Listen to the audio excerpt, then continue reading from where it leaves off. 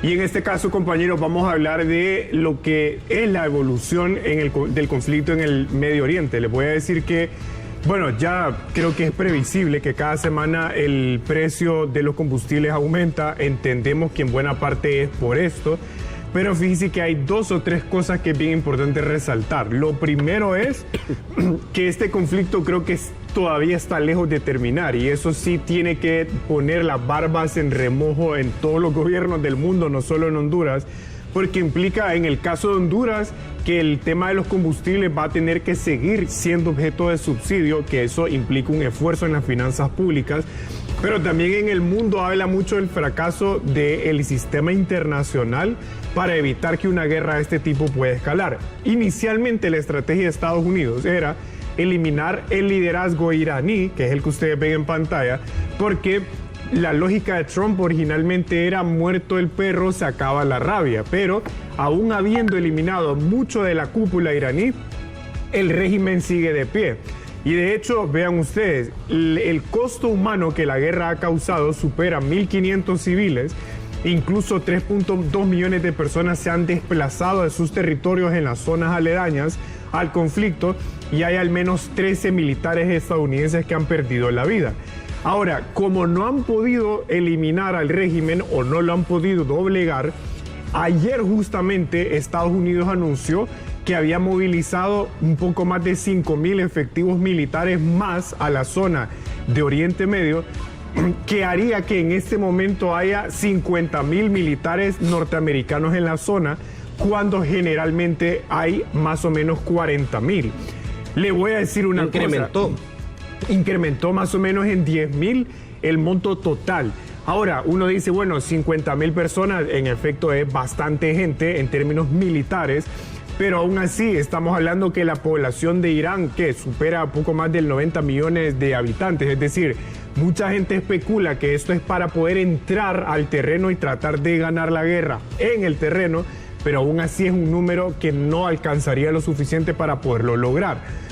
Ahora, ayer, bueno, el fin de semana en Estados Unidos hubo movilizaciones en las principales ciudades protestando en contra de la guerra, pero muchas otras medidas del gobierno de Donald Trump. Hay muchas mediciones que explican que hubo más o menos 8 o 9 millones de personas movilizadas en estas protestas, pero aun cuando haya oposición a Trump, la gran ventaja que tiene él en este momento es que las elecciones intermedias en Estados Unidos son hasta el 3 de noviembre. Entonces realmente... Que ahí podría perderles el presidente, Donald Trump. Podría perder el control del Congreso, pero mientras tanto eso no llegue, él pues básicamente sigue teniendo el control de cómo manejar al Congreso y al gobierno de Estados Unidos.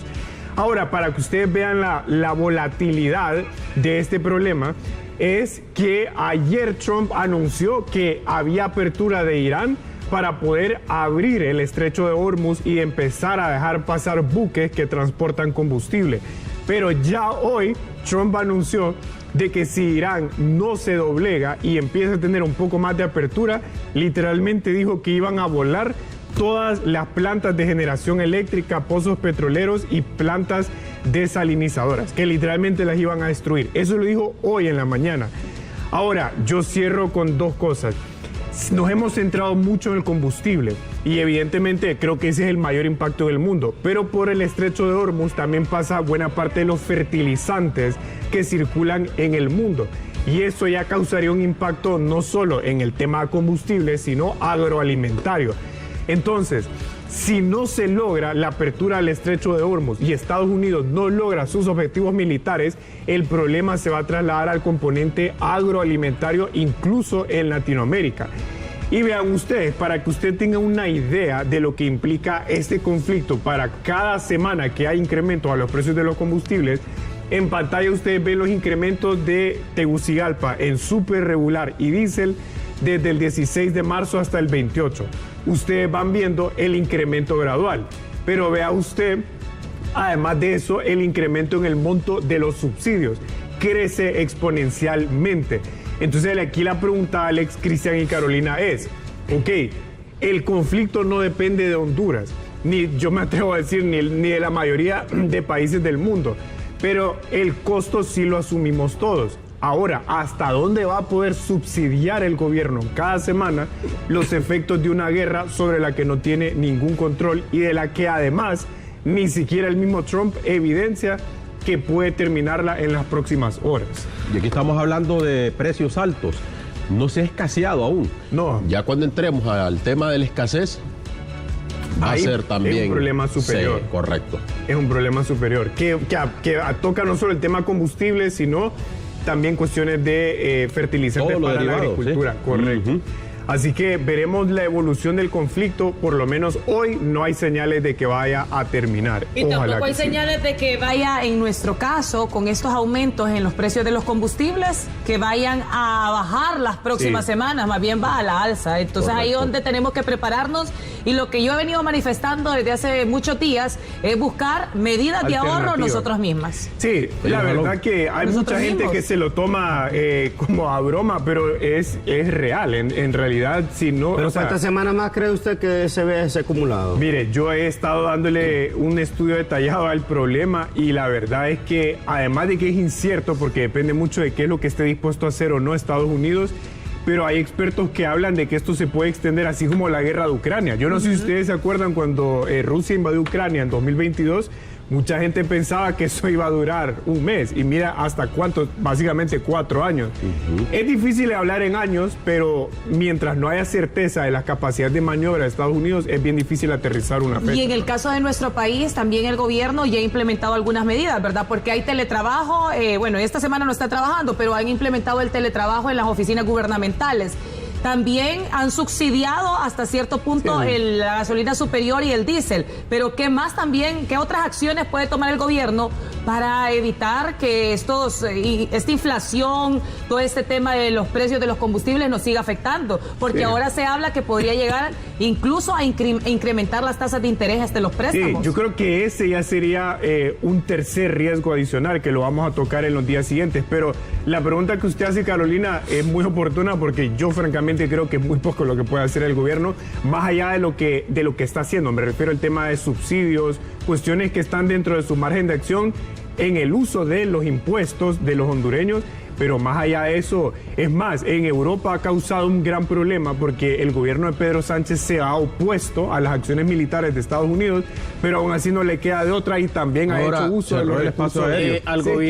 Al gobierno, Rafa, en general, le beneficia que esté el aumento, digo, por la recaudación del impuesto que hay en el combustible. ¿Está percibiendo más impuestos por combustible el gobierno o realmente también se ve afectado? Mire, tendríamos que hacer el cálculo, porque aquí hay dos variables. Porque como todo el mundo habla de la fórmula, pero la fórmula es como secreta, nadie la ve públicamente. Pero le voy a decir algo, ¿por qué me refiero a que hay que hacer el cálculo? Porque acuérdese que así como invierte en el subsidio en este momento, es decir, gana en la recaudación por un lado, porque hay un impuesto, pero también invierte con los subsidios y además ha ido en incremento. Entonces, en el ida y en el va y ven del impuesto, pero el subsidio, creo que ahí es donde está la gran pregunta. Fíjese si logra percibir. Lo que sí es un hecho es que más allá de que termine o no la guerra, hay que ver cómo puede revertirse el incremento y si a partir de esto puede haber más recaudación. Pero también hay que traerlo al plano humano, Alex, de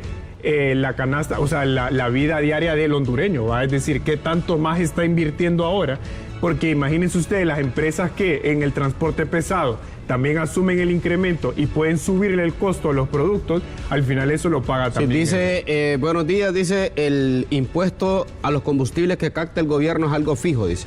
Va entre 23 a 26 lempiras más o menos, por galón vendido. Sí.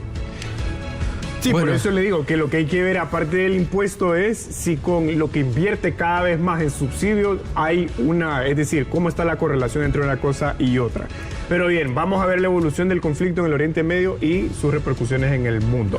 Más adelante, Rafa, vamos a sacar llamadas, porque ahorita que usted está hablando del tema de los combustibles, nos han saturado los teléfonos de que se escaseó el gas LPG doméstico, y que en Comayagua, por ejemplo, me están reportando que hoy una señora lo compró a 360 lempiras y otro que lo compraron a 345 en San Pedro Sula, mientras que está congelado en 238 lempiras según el gobierno. enero, pero más adelante vamos a hablar con la población. Prepárese para que nos diga a cuánto compró hoy el gas LPG, el Chimbo, para que nos diga la realidad que está pasando. Perfecto. Gracias, Buenos Rafa. días, compañeros. Buenos días.